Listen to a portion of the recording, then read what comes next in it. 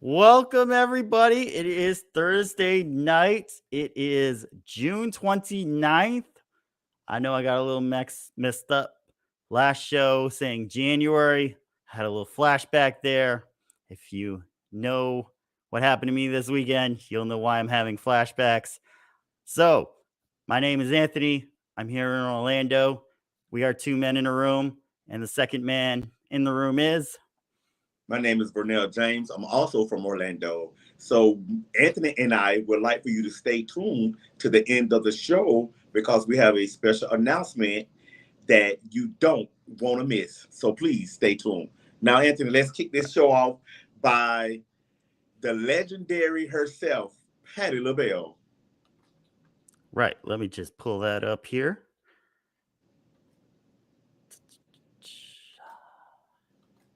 Well, what was Miss Patty doing this week? She was invited to the BET show to pay tribute or homage to Miss Tina Turner.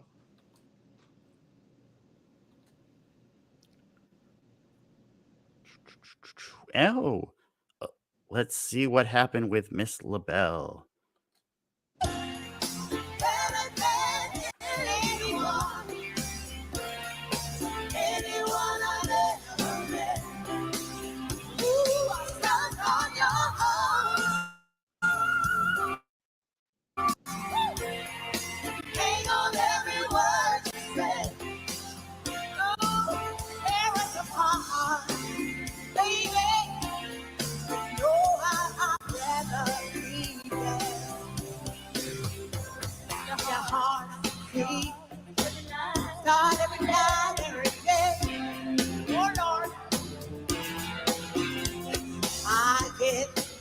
What if I can't see the words? I don't know. I'm trying. Hey, just because I'm here in your arms, I could be in no better place. You know why? Simply the best. Come on. When I get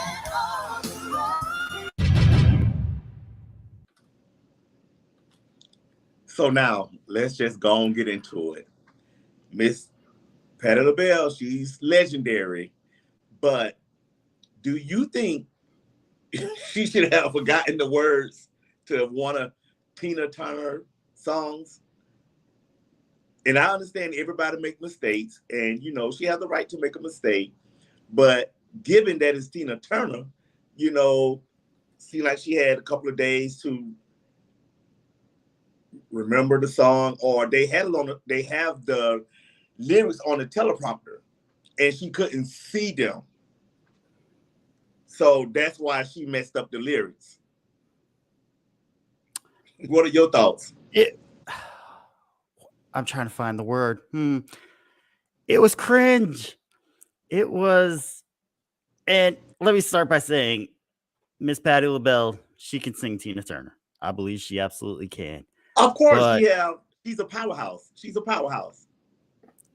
But in that instance, you're doing a tribute. You're not just on stage with Tina. You're actually singing for a respectful way to her. I think you have to kind of know the words. I'm someone who used to do karaoke, still kind of do karaoke every now and then. And if you want to try to do somebody's music, you have to at least know the words so you know when there are pauses in the song, when there are ups and downs with the song, how long to hold notes, how long to hold pauses. So you learn the words. That way you have it already going along, and then you can catch your pauses and catch your high notes and catch your long notes and everything. So I personally think that she should have at least knew the song by heart and not use a teleprompter. I mean, this was not just a speech you're reading. This was entertainment, and it was supposed to be something respectful for Tina Turner. I think she should have known the words. I mean, absolutely. Given that she's been in the industry for a very long time, someone said that she had too many eyelashes on to see them. So every time she batted, she couldn't see anything. But that's neither here nor there. I love Patti LaBelle. I just think when you do a tribute to someone, I think you're right. They should get to know the lyrics. If not, when you practice, make sure you can see the teleprompter to make sure that everything goes well. But, kudos to Patti LaBelle. I love her. She's a powerhouse singer. So we're just going to give her a pass on that one. And hopefully next time she get it right. So I'll give her a pass. There was in the story somebody had put their hands up. So maybe it was BET not having the teleprompter higher enough for her to see it. Patty, go make some more pies. If we get a new pie, maybe everybody will just forget this and just move on. Gotta love those Patti LaBelle pies. And also the banana pudding. Oh, and the peach cobbler. I taste the banana pudding, which is delicious. The peach cobbler I haven't tasted yet, but yeah, she's an all around good girl. So we got to give her props for doing the best. She made fun out of it by not knowing the lyrics. She did tell the audience she couldn't see. She didn't know the lyrics, so she made it fun and fabulous because it's Patti LaBelle. So right. And she's got enough money.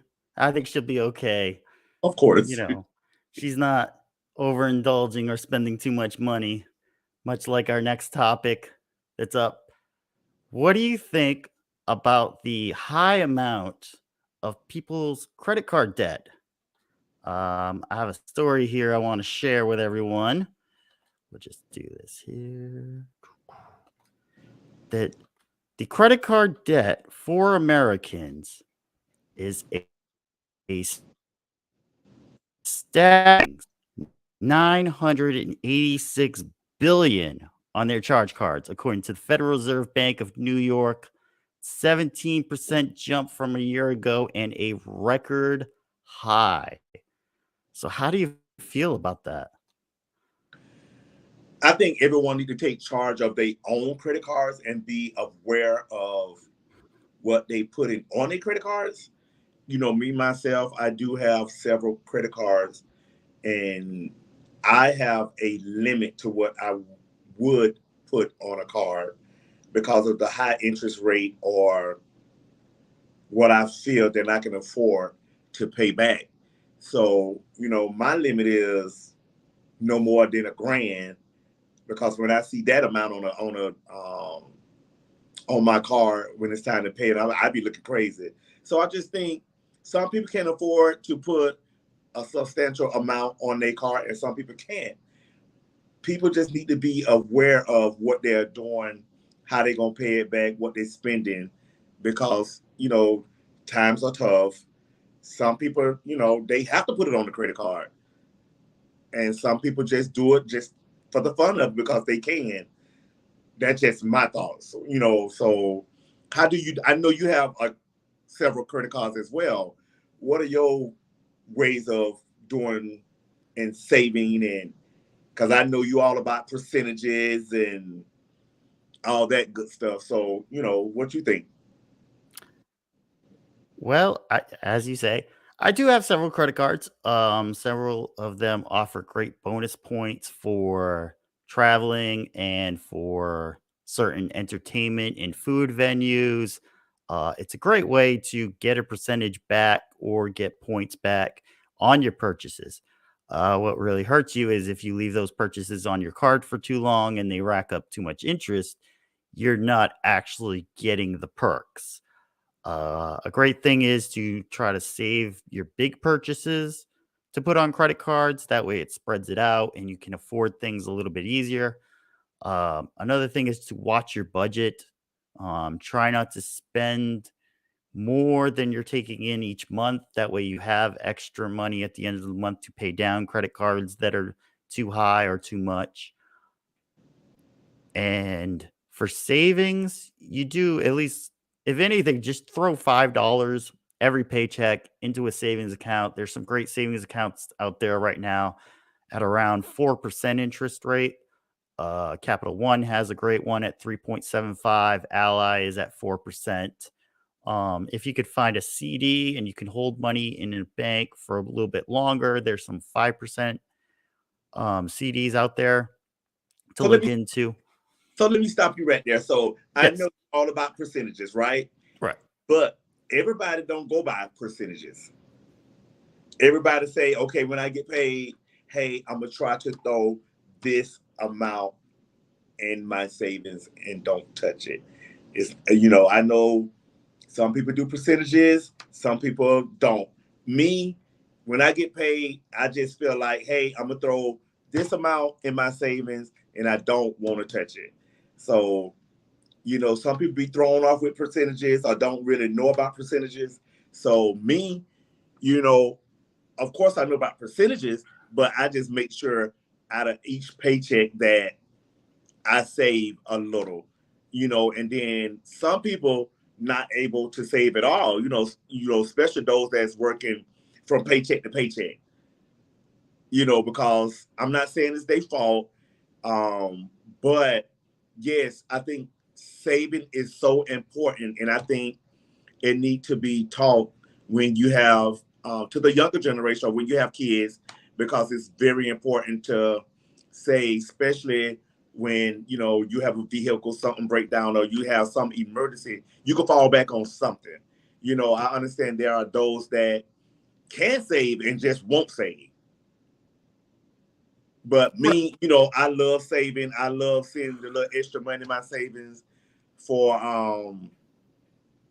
any emergencies. But I just think that it needs to be taught more so. That way people can get adjusted to saving out of each check. Like you say, even I know you go by percentages, but I mean myself, I'm just, hey, save something. Every little bit helps. Right. And they now say you should have at least a $400 savings for any emergencies that may come up so you don't have to use your credit card. So I think a lot of it is budgeting. Try to get an apartment or home that is reasonable for you. Um, Try to keep your vehicle costs as low as possible. That sometimes means having a lesser vehicle for the time, but at the same time, also try to build your income coming in. If you need to work a few extra hours, or you might want to ask for a raise, or you might want to take a side hustle up. You might want to go deliver food on the weekend. You might want to, if you've got a car that's like a sedan, you could do passenger runs to a local airport or local park. So it's not just, taking money out, it's also putting money in that can help you get to a better place where you're not worried about spending too much or having high debt bills or anything like that. It's a lot of building and processing what you got versus what you want. Okay, so I understand where you're coming from. But what about those that are catching Uber to work from work, those that are waking up early in the morning or in time enough to catch the bus? Those people are not able to do that. They, But making it to their first job, you know, and they got to stand in the sun, the rain, as because they trying to make it to work. So therefore, everybody not able to have these side hustles to save extra money to do what they need to do. You know, some people just can barely get from point A to point B. right. But there is one thing that I do agree that Dave Ramsey says is you can have someone that makes 300,000 a year and not have a penny extra, and you can have someone who makes, 30,000 a year and be saving money. It's a lot of, if you're using Uber, you may want to try to find a better way to go, maybe a bicycle or bus route. They do sell multiple day tickets for the buses. If you're in a big city, there's usually some good transit ways to go through trains, buses, or even ride sharing with a coworker. Just donating a little bit of gas money each week might actually be saving versus the Uber that can sometimes run $10, $15 each way. So you could find little tips and tricks to get around that. Even if you're making a little bit of money, you could still put in a little bit of savings each paycheck And before you know it, you've got a decent amount where you can say, okay, maybe I can go put a down payment on a small car. Used car prices are coming down. I actually just saw a 2003 Toyota Corolla for $1,200. There's a reliable little car that you could put a little bit of money down and maybe get a loan through a credit union, and you could have that as a daily driver to take you back and forth to work. So $1,200 down, you said? No, $1,200 for the whole car. So car prices are coming down. Usually that car would have been about $5,000 about a year and a half ago. I actually did find one for just $1,200 for the whole car. If anybody wants to, feel free to private message me and I can do some car lookups for you and see what you can do. But a lot of it, again, is just finding little tips and tricks. Bag a lunch, bring a sandwich to work, buy your food in bulk so that you can bring in, an extra cupcake or Pop-Tart and snacks to get you through the day. So that way you're not eating out at certain restaurants, spending $12, $15 a day eating out, which that'll save you a ton of money over the whole time. And these are little things that can help you get to a better life. I mean, true. I mean, so how often you think, me personally, I know I don't take lunch to work. But, I do know people that do take lunch to work, and there's nothing wrong with it because people got to do whatever they got to do to save, on a dollar or whatever. I just think that you're supposed to enjoy life at the same time, even if it's just a Friday. Hey, I'm going to take food to work until it's for the weekend. Like Friday, hey, it's Friday. Let's jump this weekend off. We're going to have a good weekend. I'm going to have a good weekend. Yeah, because I do know you take stuff for breakfast or lunch sometimes because you're all about saving. I'm all about saving, even though I don't take lunch to work. I need to. But some people are fortunate not to, and some people are fortunate to do it. But when I was younger, I was a microwave person. I take a microwavable to work every single day. But now, thank God, I'm in a better place to where I don't have to. But, right now I will probably take a Lunchable to work. I love Lunchables, but I think it's all it's all upon the individual to say, hey, let me sit down. Let me prioritize what I need to do, what I can't do, what I can afford, what I can't afford to make this happen, so you could be in a better space. I just think, me personally, I set a goal for myself every year.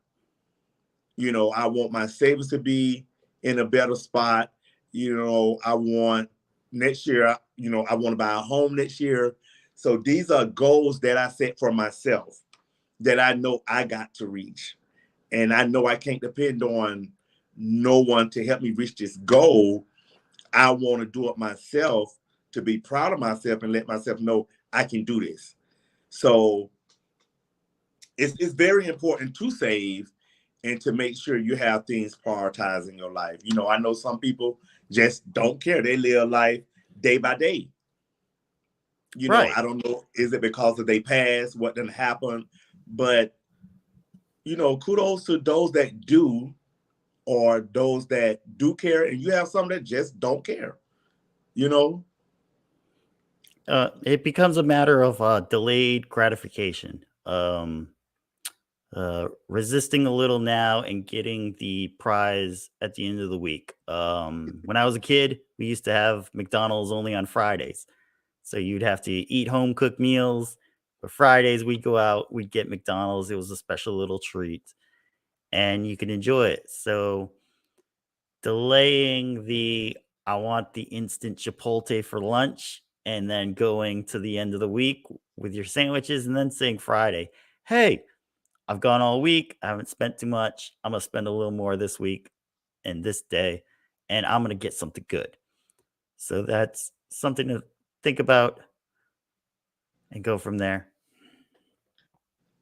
Well, I guess, I mean, it's a good point, but I just think, some people just live life on the edge and just, hey, they live for today. Just make sure you're not falling off that edge. So what make you think a person will fall off the edge? Because some people live day by day. Some people say, hey, I may not live to see tomorrow. So, hey, I'm going to do what I want to do today and I worry about tomorrow. Talking about people who talking to people who have been going through this type of situation. Some of it, they just didn't know the ways to get around credit. They didn't know how much they should be using and when they should be paying it off and how they should be paying it off. So you sort of get the gun without learning how to shoot yet. So a lot of people get into that situation and find themselves overburdened and not sure how to get out of it. There's always great ways to get out of it, and it takes some time, but with a little patience and perseverance, you can make it back to where you're at. Sometimes you're just in a horrible situation where you do have to maybe declare bankruptcy, but things can be worked out. Again, I'm not a financial advisor. Please don't listen to anything I'm saying right now. Consult with them. If you do want to ask me simple questions, I give some good advice, but consult personal advisors, personal financial advisors, and they can help you through this. But this is sort of my thoughts on that situation. Okay, so what do you think about a individual or individuals, because you got to learn to, live life. You got to work, but also enjoy life, take vacations and, just experience different things in life. So I think that's where some people need to save for instead of just. Right, but you can do a simple vacation such as just going to the beach for the weekend. That could be no. It's a vacation if you travel out of your town. There you go. Yes, it is. But also, what about when someone want to travel out of state? That's definitely a vacation. That might be a couple-day vacation right there. Right. Yes, it's a vacation if you go. We're here in Orlando. So you saying just go to Coco or Daytona. And those are great places to go, even just for a couple of hours or for a day. Just get a room for a day. But I just think it's more to life than just being in this circle or this bubble. Just enjoy life at the same time, but make sure you're saving for an emergency. Right. But I try to do both. I try to live life a little. I really don't go out to clubs here in Orlando. For one, I don't like going out by myself.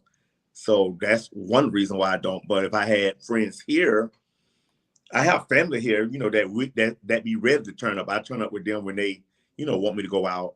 But I will go out. But, I'm more of, hey, I like to travel. Let's just go out of state. I'm not on that going international yet, being on a plane 7, 8, 9 hours, I ain't got to that point yet. Just give me 4, 5 hours and I'm good to go. I'm gonna get there one day, but not just yet. I'm scared of heights. But I think it's important to, get out of the city a little and do different things. I just think if you go to an event that the city is having, it's better than staying in the house all day. I'll say that's a good point. You don't want to sit there and eat ramen noodles and just drink bottles of water all day. Try to have fun in life. Try to experience some new things. If you could see as you say, a new event in the city or something comes up, definitely go to it. Especially if it's free, go to it. Enjoy life, but at the same time, just stack a little bit of money away. That way, you're not always asking your friends for more money and trying to borrow and borrow and borrow. That's what friends are for, right? Yes, yes, they are. Some friends, not all. Some will tell you, hey, no, you got to get it how you get it, but I think it's important to have good friends and good families out there to support you with whatever decision you make as far as trying to save, trying to get a better job. Some people don't have that support like others. Some people really have a tough time in life, and it's sad. I hate to see it. Um, I try to support my family in every way that I can, and friends as well. We're not, I only have a couple of friends, because to me, friends is hard to find. They not easy. I just think friend is such a beautiful word to where you shouldn't call everyone friend. Oh, that's my friend. You really don't even know that individual. I've been knowing you for a year and a half, going on 2 years. Just about, yeah. Yeah. But okay. Um, by me knowing you personally, um, I consider you as a friend. I consider you trustworthy that I could go to um, and talk out issues or problems that I may have. So, you got to be wise with the word friend because everybody is not your friend. You know, I could go to you and say, "Hey, Anthony, let me borrow $100." Then that you supposed to be a friend, you gonna go tell someone else, "Oh, he just asked me for some money. That's ridiculous." A true friend will just be by your side no matter what. Right. Definitely keep people around you that are keeping you positive and keeping you moving. Try to get the negativity out of your area and your listening zone. Um, the world just keeps going on, so keep on moving on with it. Definitely have some good friends, uh, but maybe not too good of a friend. What would you say Right. about our next topic? Um. So that's someone my grandbaby keep calling me. Oh, you know, she don't know I'm doing a podcast right at the moment. But anyways, so say that one more time. okay. So you were talking about friends. Definitely keep good friends around you. Keep positive friends around you. But could there be a possibility that keeping friends around you may not be so good? Well, me, I only have one good friend, and that person is out of state. I'm trying to get that individual to move here to Florida, um, which he's working on it. Um, but it's good. Friends are hard to find, right? Because Right. you can know someone but not know that individual.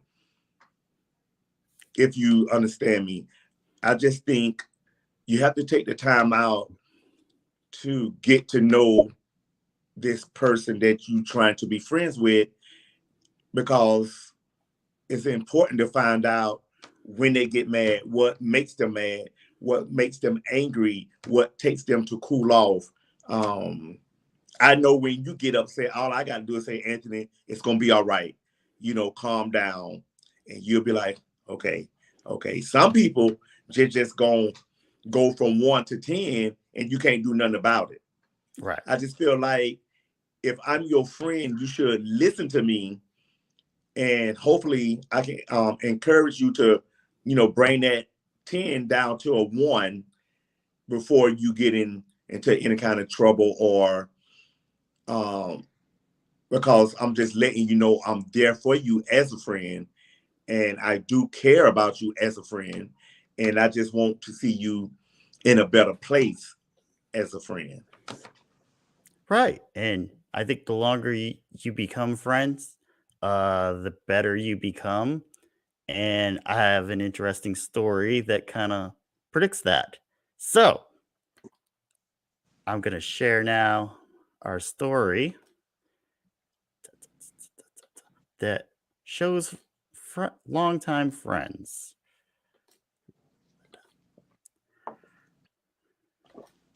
So I don't Underwood is? Blair Underwood. He's a movie star. Blair Underwood. So Blair Underwood just recently got married down in the Dominican Republic. Blair and Josie Hart. Josie Hart was actually a friend of his. They became friends at about 16. And what's interesting about the whole thing is they had been friends for so long, but yet got married to other people. So they had separate marriages, lived on separate coasts, and then ended up getting divorced. A couple of years later, they ended up getting married. So, how do you feel about that? I don't know. I just don't know about that foolishness right there, because I just feel like we've been friends for so long. Now we're married. And somebody being weakened the eye at somebody during that period of time, because did they say how long they've been married? I believe Blair was around 20 plus years. I did not see how Josie's marriage was.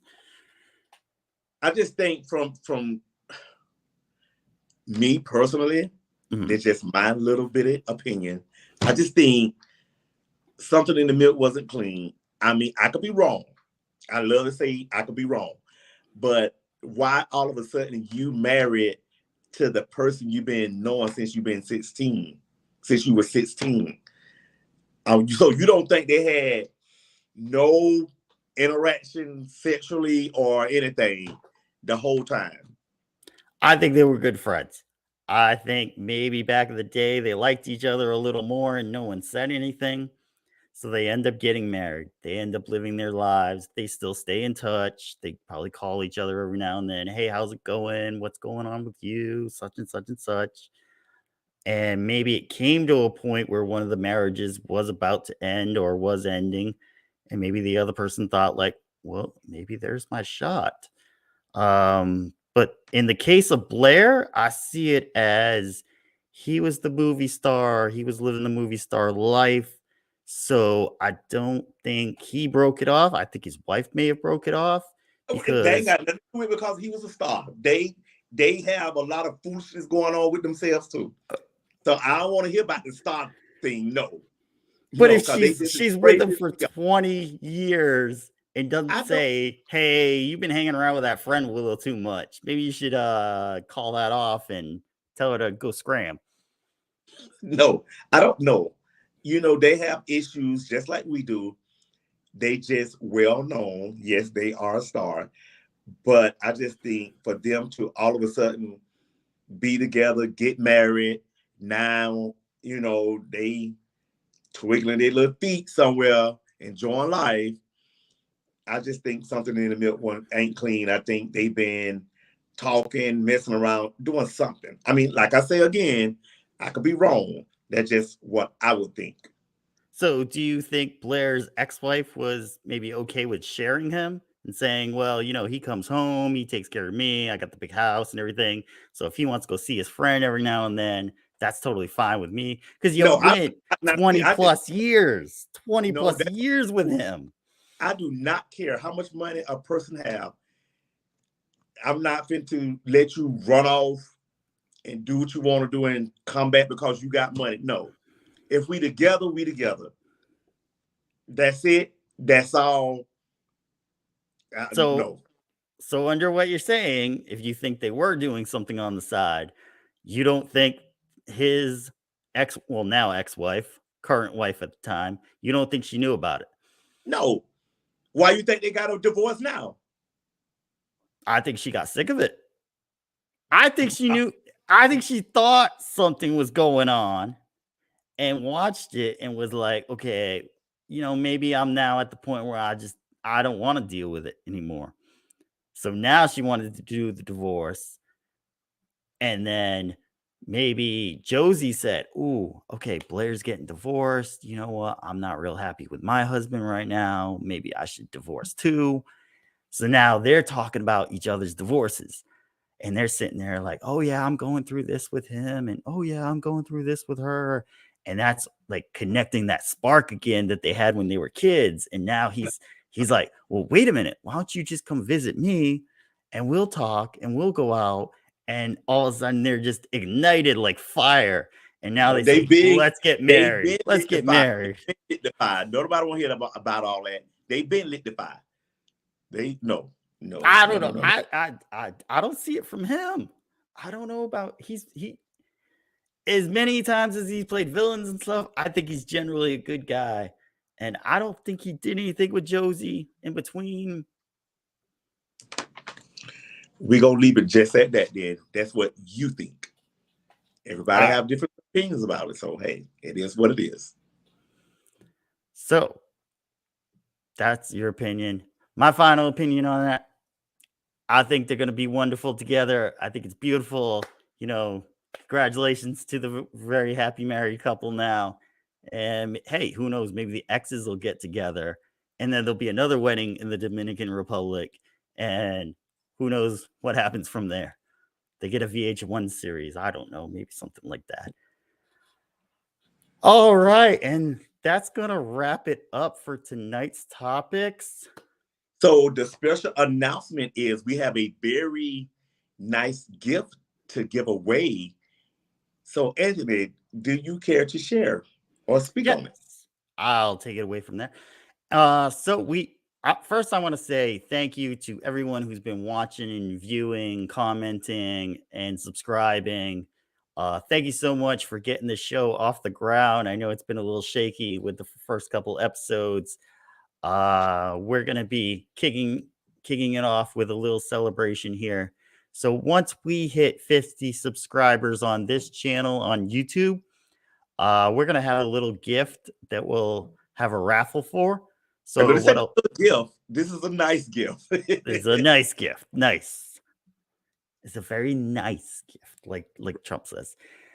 So what we'll do is once we hit the 50 subscribers, we'll announce that on the show. Then we'll have you guys comment on that show. You could either do it live when we're doing it, or you can comment when you're watching this on the weekend. I always love rewatching these shows on the weekend and laughing at all the antics that I didn't see while we were doing it. So once you leave your comment, your name will be entered into the contest. And on the following show, we will raffle style pick a name out of there. We'll let the person know who they are, and we'll get their information from them, and then we will present the gift on that show so you get to see what it is. But trust me, it's a very, very nice gift. Yes. So, quote of today, Anthony. Don't let anyone discourage you from your dreams and trying to succeed in life. You know, me and Anthony greatly appreciate all the listeners, the viewers, the subscribers. Thank you so much. It meant a lot to us, and it's greatly appreciated. Please like, share, and comment below. And thank you, and good night. Yes. And also, we are working on getting us up on Rumble. So if you're not a fan of YouTube and you want to watch us on Rumble, we are working on that right now. But the subscribers are for YouTube. We will be going through that. And yes, once again, thank you to everyone who watches, listens, and subscribes, shares, likes, comments. We love you all. Anything else? Good night. Good night.